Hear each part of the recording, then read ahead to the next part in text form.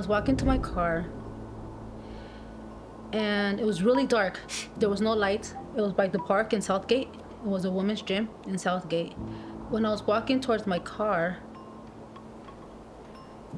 I just felt scary. It was windy. But I'm like, it's fine. I guess it was just the fear I still had inside of what happened to me. And in that moment I was opening my door, I was kind of having trouble looking for the keys. And that's when I felt like this heavy presence behind me. And then I smelled gasoline and I felt my feet wet. Like they were, and I just got scared and I turned around. And it was him. And I just looked at him. And I told him, "What are you doing?" But it wasn't him. Once again, I'm telling you, it wasn't him. His face looked so different. His eyes looked so big. They looked glossy. It wasn't him. And I just told him to please think about our kids. Think about our kids. I said, por favor, lo piensa en los niños. ¿Qué estás haciendo? And he wouldn't say a word. I was so scared that I actually peed on myself. And I just closed my eyes and I le dije a la Virgencita de Guadalupe to please, just to take care of my kids and to help me in the situation. Usted es madre, Virgencita de Guadalupe, usted es madre. Por favor, ayúdame. And then I heard some voices laughing. Dos señoras. Venían caminando en eso que él agarró y se arrancó. He left.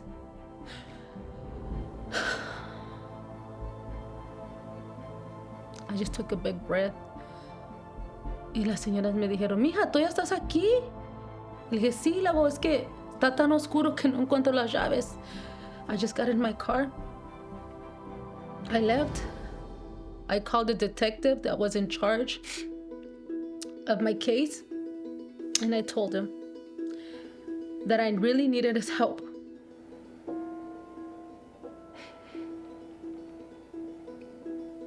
That my kids needed me alive. That my kids did not need me 6 feet underground.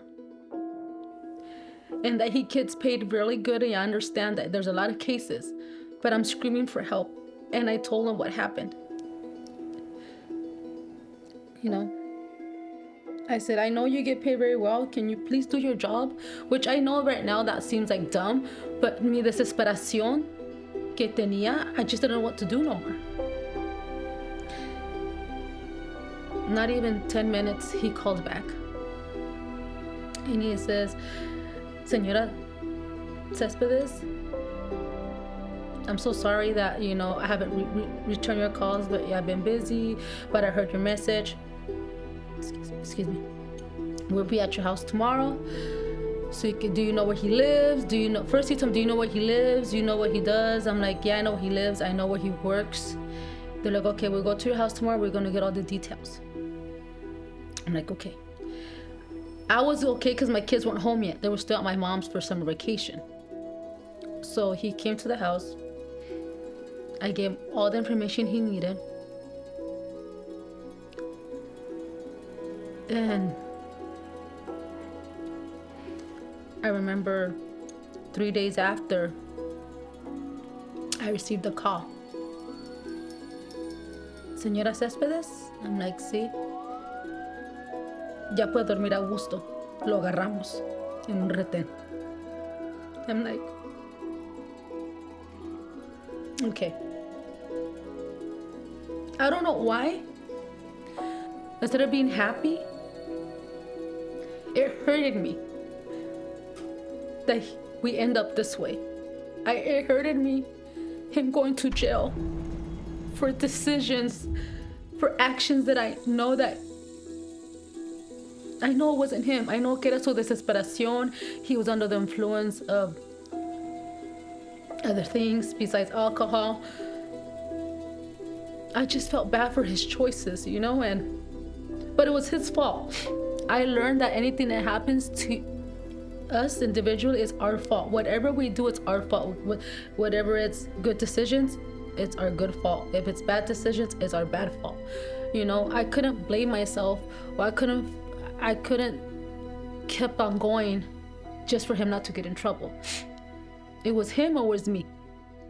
It was me not being with my kids. It was my kids not being with their mom. I had to make a choice. Why did you forgive him so many times? Why did I forgive him so many times?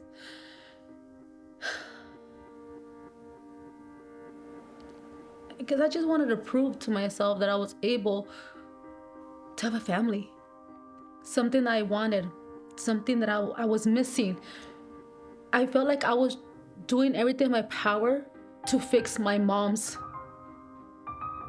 decision, I wanted to prove to her that I was not going to fail. And then I would see my kids and I'm like, I don't want my kids to be like us without their dad. But I realized I was doing everything to please others and not take care of me. And it took me a while to understand that. And I was so young. I was scared that the government will take my kids away, like they took my mom away. I really did everything in my power to keep my family together, just for fear of being separated from my kids.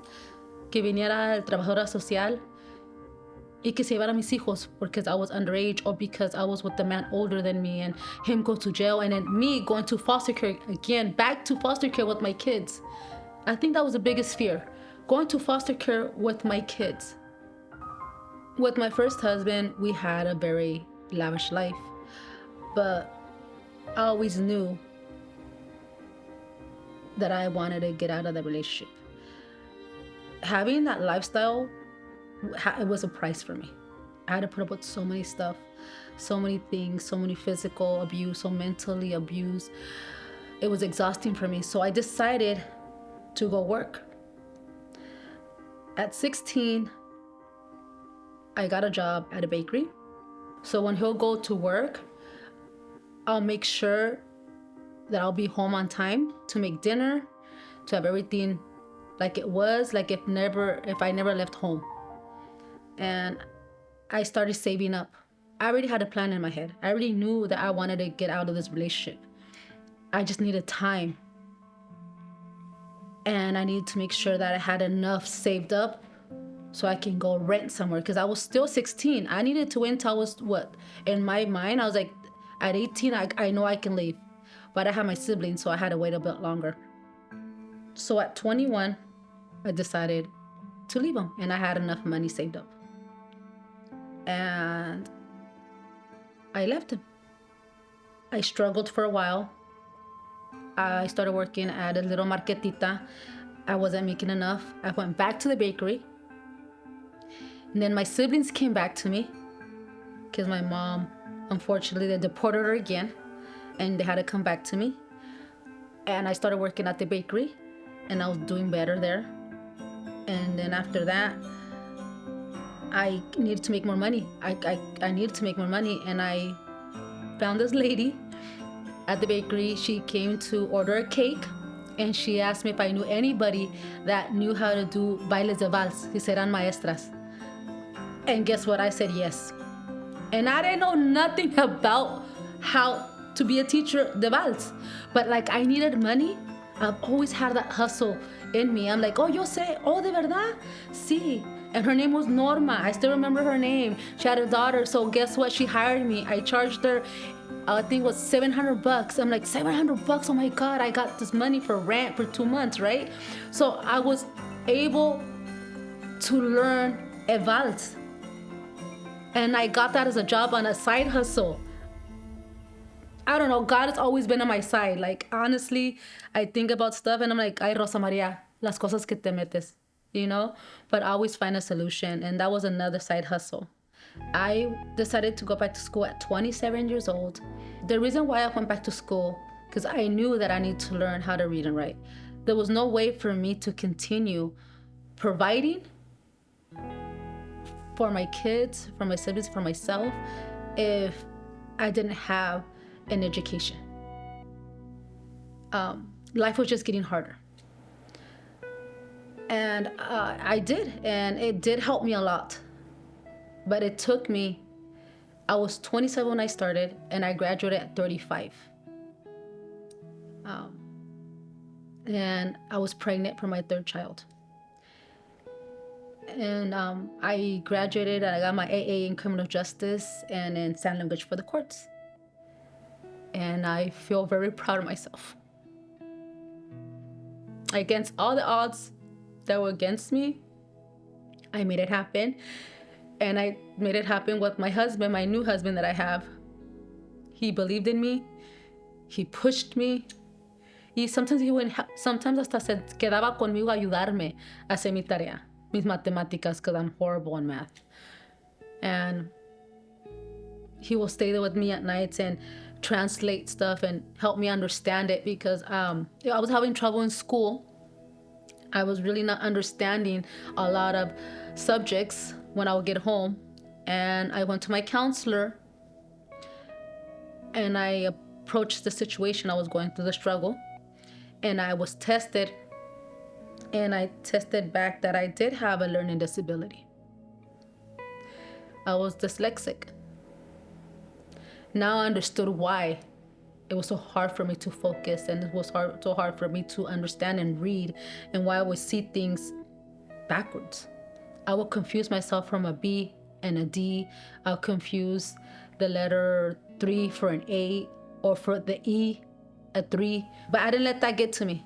I will never tell my professors that I had that disability. I worked triple the work, and I graduated. Talk to us about how you were as a mom when you were out hustling and working with your life. As a mom, I kind of lost myself.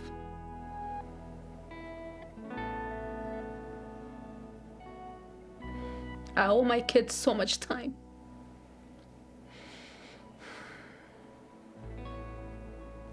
My name is Angel. I grew up in Compton, California, and I'm the oldest son.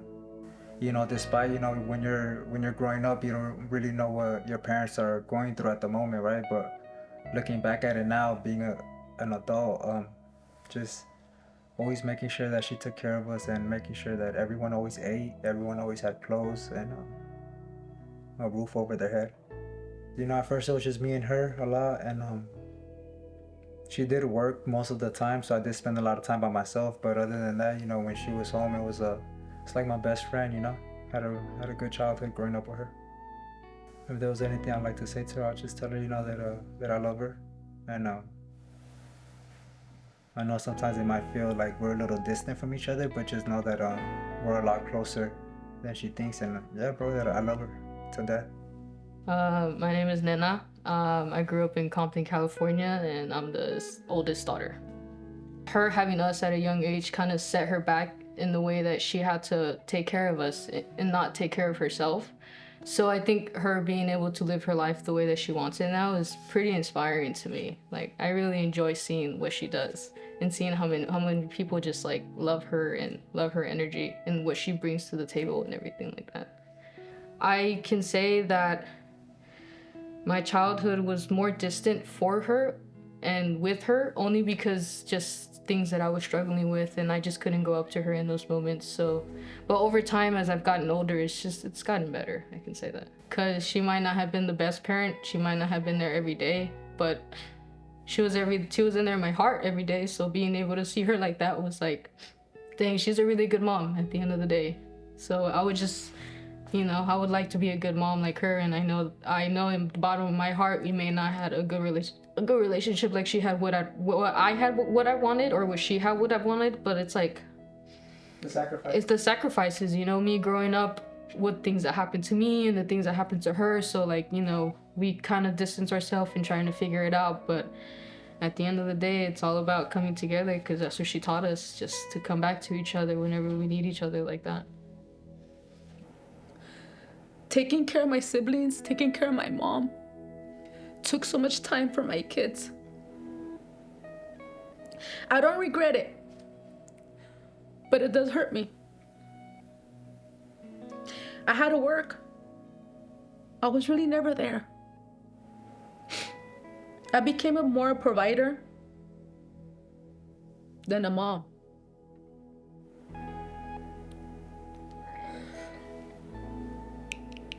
I remember when I left my ex-husband, my son was only 6. And I told him like, papi, tú ya eres el hombre de la familia. Tienes que cuidar a tu hermanita. I regret saying those words now. I traumatized my son. I really made him feel like he needed to be responsible for his little sister. I do remember one day that his dad told me that he was gonna go pick him up. He never did. So I told my son to get his little sister to get the stroller and to walk to the bakery. We used to live on Harris, and the bakery was on Atlantic Boulevard. It was a pretty long walk. He's only 6 years old. And his sister was only, she was gonna be a year already. And I told him to walk and to stay on the phone, to don't hang up until he got to the bakery. And I detoured him to the bakery.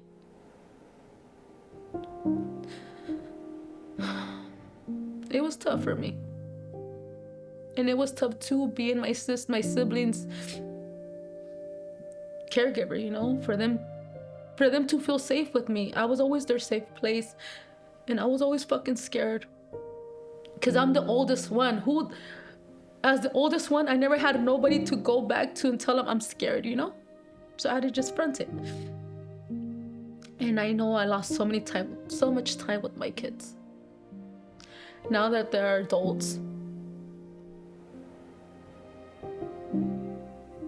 I'm gaining time back with them. And I tell them that I'm sorry for not being there as much for them, that I had to make a decision. I had to make the decision to be a mom or a provider. And it was hard for me to blame both of them because I just didn't want to stay home. I was so scared of not having a roof for them. I was so scared. I was just scared to be homeless and going back to a foster care or taking my kids away from me. It was so much for me. And I had this deep conversation with my son. And I told him that, and he's like, "You're a great provider, Mom. You've always been a great provider, but you did forget to be a mom." And I told him, I understand. It's not that I forgot. It's just life didn't give me the time to do it. Or my mom's decisions of me taking care of my siblings, her kids, took that away from me. So yeah, it was hard. But we're here now. And we're getting along amazing. I'm getting to know my kids. I didn't give them a beautiful childhood like I wanted to. And that's why I work so hard to give them the best adulthood that I can. You know, it is hard talking about all my traumas. Going back to when I was 6 years old, being molested many times by this man, growing up and being my sister's safe place, and then being molested again at 11 because of my mom's choices of, you know, having people stay over, being the hero all the time. Being a hero for other people instead of for myself. It was fucking hard. And, you know, still hustling and becoming a parent at a very young age, having this mentality of being somebody, but still being in a fucking gutter, trying to make ends work, trying to understand. It was hard, and it's still hard. The last straw that I decided to leave my ex-husband was because I found him in bed with my aunt. It was hard. I remember him telling me Even though when he hit me or he mistreated me, or when I found him in bed with her, he was like, ¿por qué no me dejas? Laughing in my face, burlándose de mí. Y le dije, no te dejo porque sé que voy a regresar contigo. Pero el día que sí te deje, es que nunca más voy a regresar contigo.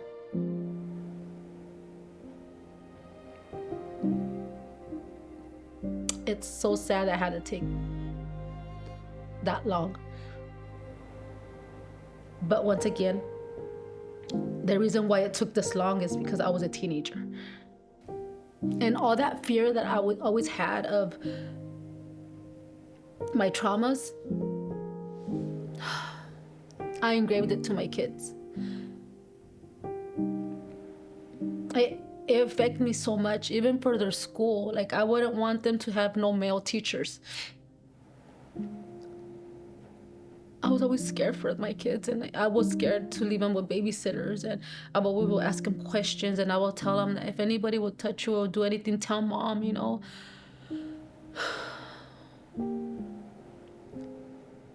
It has affected even my marriage at times. I had to learn that my traumas were mine. Not my kids, not my husband's. And unfortunately, things happen in your family that still trigger. But once again, I learned they're mine. And after I learned that and I understood, things became easier. Because not everybody are monsters. Not everybody are gonna hurt little kids.